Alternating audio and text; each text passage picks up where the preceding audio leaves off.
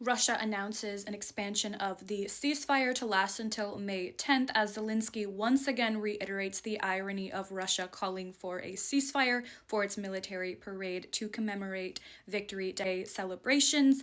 Rustem Umerov arrives in Miami, Florida to hold talks with the US team, and Russia gets mad at Armenia for hosting Zelensky in the Armenia EU summit. I'm Sophia Marie. Let's get into news of the region.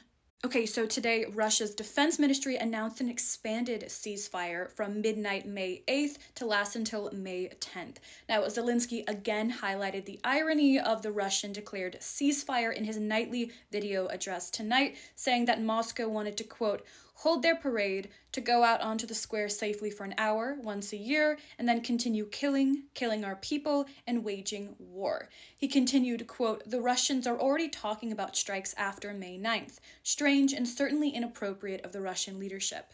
Now, Rustem Umerov, the top negotiator for the Ukrainian team, just arrived in Miami, Florida today to hold talks with the U.S. team led by U.S. Special Envoy Steve Witkoff. He also remarked on the Victory Day parade. He said, quote, just as 81 years ago, speaking of World War II, so now America can help peace with a just and strong stance against the aggressor. He continued, quote, and it is important that the American people now view Russia precisely in this way, as an aggressor. Now, in other news, the EU is looking at potential talks with the Kremlin, with Putin, as U.S. efforts obviously prove quite lackluster in recent weeks, especially as these trilateral negotiations have stalled due to U.S.'s war in Iran. So the European Council President Antonio Costa spoke at an event in Florence, and he said that it's a, quote, potential to negotiate with Putin. He, however, continued that, quote, for the time being, nobody has seen any sign from Russia that they want effectively to engage in serious negotiations. Now, we know that the EU's long-standing position has been to not engage in talks on the Russia-Ukraine war without Kyiv being properly represented, but as the Financial Times points out, and I think rather correctly, there is just such a stall in any peace negotiations that the EU is probably looking at anything it can do to help.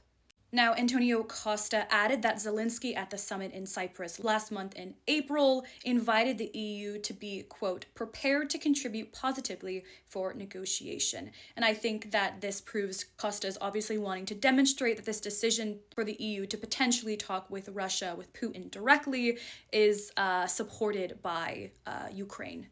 Now, in other news, this from Reuters today, Thursday, Latvia has called on NATO to boost air defenses in the Baltic region. Apparently, 2 Ukrainian drones entered into Latvia and struck Latvian oil tanks. Now, Latvia's defense minister told reporters that these drones were probably launched by Ukraine to be used against Russian targets, and they accidentally fell on the wrong side of the border. Now, in other news, I know we keep talking about it, but it keeps proving significant. So today, Russia's foreign ministry said it summoned the Armenian ambassador over what it described as, quote, terrorist threats against Russia, voiced by Zelensky when he visited Yerevan this Monday. So today, Maria Zakharova, Russian foreign ministry spokeswoman, said in a statement, quote, Russian society not only saw but remembered that Armenia, which we are used to considering a friendly, brotherly country, served as a platform. For whom? For a terrorist, speaking of Zelensky. She said that Armenia was being drawn into the, quote, anti-Russian orbit, and she also told reporters that Armenia was becoming aligned with, quote, aggressive Euro-Atlantic standards. So here we have tensions rising between Armenia and Russia, obviously, as this Armenia-EU summit was held just days ago in Yerevan.